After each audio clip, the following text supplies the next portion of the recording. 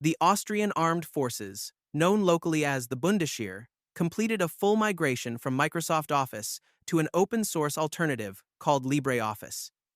Every one of their 16,000 workstations, every branch of the military, gone. The transition had been years in the making, and when it was done, military officials went on public record, making a point of saying that saving money was not the primary goal. That statement deserves some unpacking, because there is real money involved. A Microsoft 365 E3 subscription, the enterprise-grade license, most organizations of this type would use runs roughly $33.75 per user per month. Across 16,000 users, that adds up to approximately $6.48 million per year. By switching to LibreOffice, which is free and open source, the Austrian military is no longer writing that check. But according to Michael Hillebrand, who leads the ICT and Cyber Division inside Directorate 6 of the Austrian Armed Forces, the money was almost beside the point. The real issue was something he called digital sovereignty, a concept that is now reshaping how governments across Europe think about technology procurement. Microsoft was moving Office toward the cloud. The direction was clear. The long-term future of Microsoft's productivity suite was not a piece of software installed on a machine and controlled by the organization that owned the machine. It was a subscription service, running on Microsoft's servers, with your data processed and stored in Microsoft's infrastructure. For most businesses, this trajectory felt like a minor inconvenience at worst, maybe a slightly higher bill, maybe a different login procedure. For a military organization, it was a fundamental problem.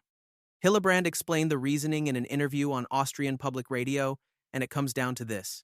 The Austrian armed forces exist precisely to function when everything else is failing. In a crisis scenario, a cyber attack, a geopolitical disruption, a breakdown in international services, a military cannot afford to be dependent on software that requires a connection to an external server located in another country, operated by a foreign company, subject to that country's laws. Processing sensitive military data in external cloud services was, in Hillebrand's words, out of the question. So, in 2021, a formal decision was made to leave Microsoft Office behind. What came next was 4 years of structured, methodical transition. The Austrian military did not flip a switch. They built a runway.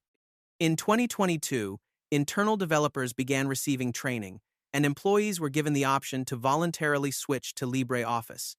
This was an important step. Voluntary adoption allowed the organization to identify early problems, gather feedback from real users, and refine the migration process before it became mandatory. In 2023, external contractors were brought in to support the rollout. E-learning modules were deployed to help staff get comfortable with the new software. LibreOffice became mandatory in several departments. The organization also contracted a German firm specifically for support and ongoing development work.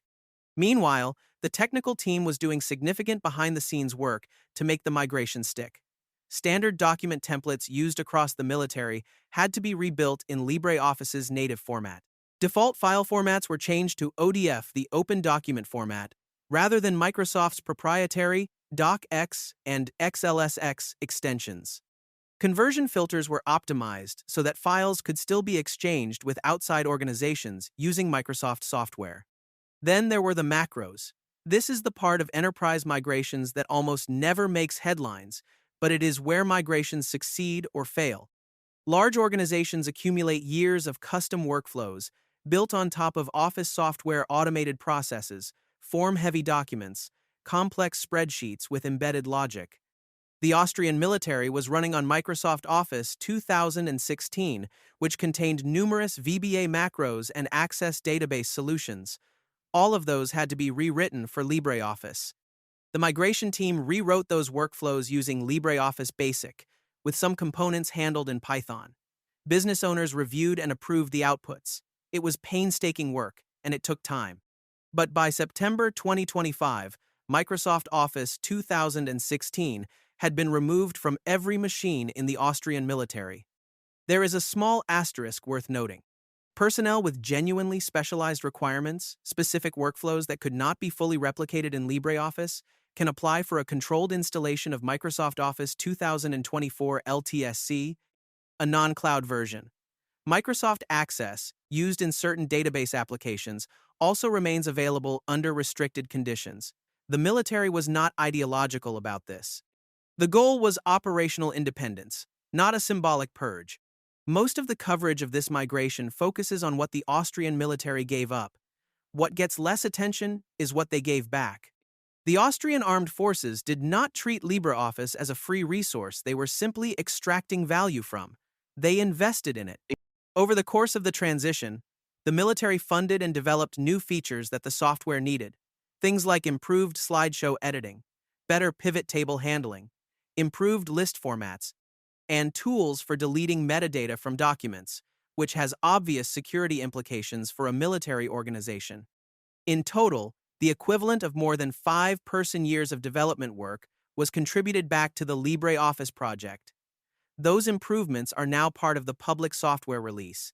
Everyone using LibreOffice, individuals, businesses, governments, benefits from the work the Austrian military funded. This matters because it addresses one of the common criticisms of open-source software in enterprise contexts, that it is underfunded, undermaintained, and unable to keep up with the feature demands of large organizations. The Austrian military's approach demonstrates a different model. Rather than paying a vendor to maintain proprietary software, you invest in the open-source tools you depend on, which improves them for yourself and for everyone else. It is worth noting that the Austrian military also had an existing infrastructure advantage that made this transition smoother than it would have been for many organizations. They had never used Microsoft's email or collaboration tools. Their servers ran Linux and Samba. They were not deeply embedded in the Microsoft ecosystem, just in the Office suite specifically. That baseline helped. Let us step back and address the geopolitical dimension directly, because it is inseparable from what Austria did. Digital sovereignty is the idea that governments and public institutions should control their own digital infrastructure, their data, their software, and their ability to operate independently of foreign corporations and foreign governments. For years, this was discussed in abstract terms.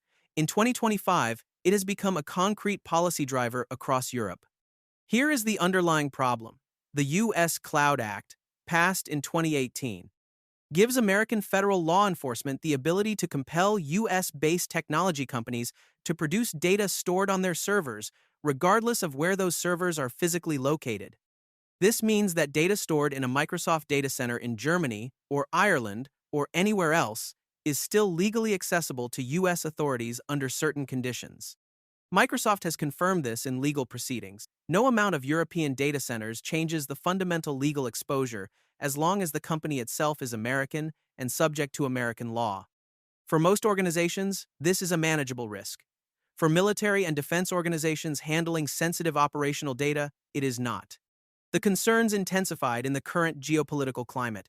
European governments grew increasingly uncomfortable with the idea that their critical digital infrastructure, email, documents, communications, ran on software from companies that could, in theory, to be directed by a foreign government to restrict or disrupt services. This is not a hypothetical in the abstract sense. The International Criminal Court in The Hague was reported to have experienced exactly this kind of disruption when its chief prosecutor was temporarily locked out of his Microsoft account, reportedly in connection with U.S. sanctions. The ICC subsequently announced in late 2025 that it was replacing its Microsoft software with OpenDesk, a European open-source alternative. Austria's Michael Hillebrand made the practical version of this argument clearly. An organization that exists to function when everything else is failing cannot depend on software that is not under its own control. Austria's migration is notable on its own terms, but it sits inside a pattern that is worth understanding. Denmark's Ministry of Digital Affairs announced in 2025 that it would phase out Microsoft products across government departments.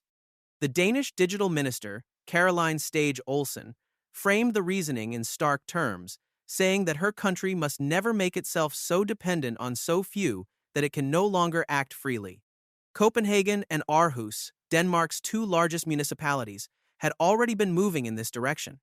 In Germany, the state of Schleswig-Holstein began migrating 30,000 government workstations away from Microsoft Office and Windows to LibreOffice and Linux.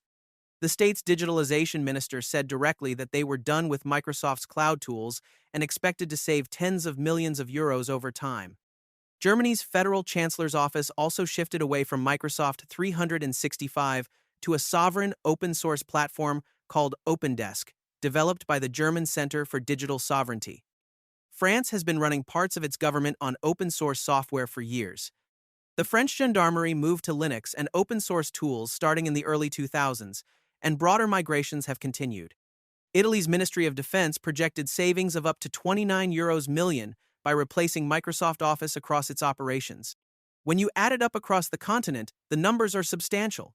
Estimates from multiple sources suggest that more than 800,000 government workstations across Europe are in various stages of migration away from Microsoft products and toward open-source alternatives. Germany, France, Italy, Denmark, and Austria represent significant institutional weight behind this shift.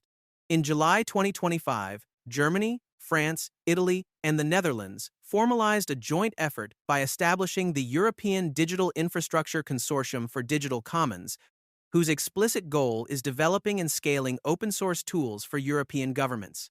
The ICC's adoption of OpenDesk, a key project from this initiative, in November 2025, was a signal that the movement had reached beyond individual nation-states.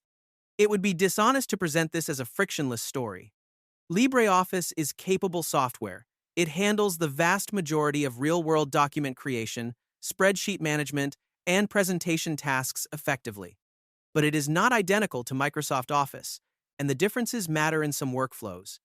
File compatibility is an ongoing challenge. Organizations that have moved to LibreOffice still need to exchange documents with partners, contractors, and other governments using Microsoft Office.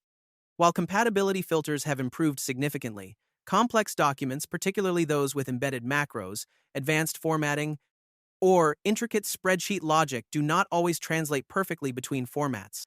The Austrian military's investment in improving those conversion tools was partly driven by this practical reality. User resistance is the other challenge. People who have spent years using Microsoft Office have developed habits and intuitions that do not transfer automatically to different software. The Austrian military's phased rollout, with years of voluntary adoption and e-learning modules before mandatory transition, was designed explicitly to address this. But it requires patience and sustained organizational commitment. Munich, Germany, famously attempted a large-scale migration to open-source Office software in the early 2000s, achieved significant savings, but eventually reversed course in 2017 following sustained user pushback and political pressure. The lesson was not that the migration was impossible, it was that implementation and change management are as important as the technical decision itself. The Austrian military has a structural advantage most organizations lack: a command structure. When leadership decides software changes, the organization changes. A state government, a municipality, or a private company faces different dynamics. There is no guarantee that political will sustains itself over a multi-year transition, especially when influential vendors are lobbying against it. Hillebrand himself has been clear that LibreOffice is free, but the stuff around it isn't. Professional support, training, migration services, and ongoing development all cost real money. The savings compared to Microsoft licensing are real and significant, but the transition itself requires genuine investment. Organizations that go into it expecting zero cost will be surprised.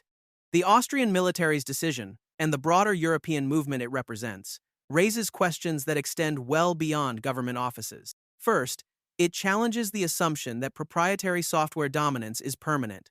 Microsoft Office has been the de facto standard for office productivity for decades.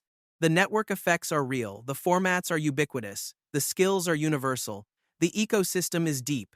But when sufficiently motivated institutions decide those advantages are outweighed by sovereignty and control concerns, and when those institutions are large enough to fund the improvements needed to make alternatives viable, the dynamic can shift. Second, it illustrates a model for funding public digital infrastructure. Rather than paying subscription fees to a private company, organizations like the Austrian military are paying for development work that becomes part of the public open-source commons. The improvements the Bundesheer funded are now in LibreOffice for everyone. This is a different economic model, and it has implications for how governments think about their relationship to software. Third, It raises questions that the U.S. technology industry will need to grapple with seriously. Europe represents an enormous market.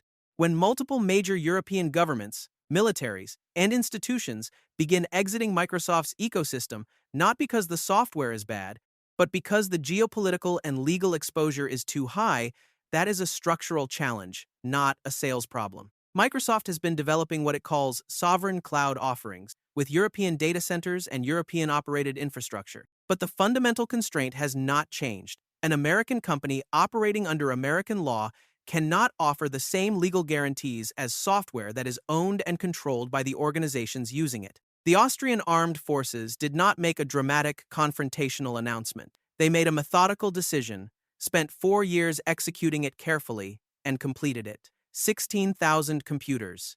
Every branch of the military. No more Microsoft Office.